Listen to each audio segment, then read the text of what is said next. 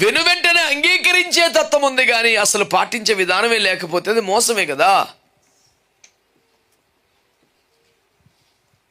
Preoccupied minds ఉండటం వల్ల, ప్రీఎంగేజ్డ్ thoughts ఉండటం వల్ల,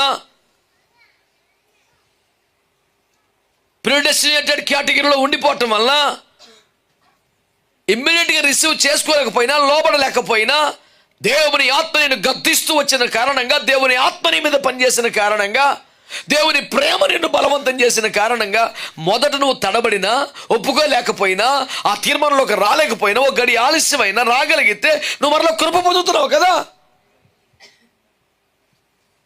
అలా కాకుండా అందరి ముందు లేకపోతే వాక్యంలో వెంటనే yes amen praise the Lord అనడం, ఆ తర్వాత దాన్ని సీరియస్గా తీసుకోపోవటం శిక్షకు కారణమవుతుంది.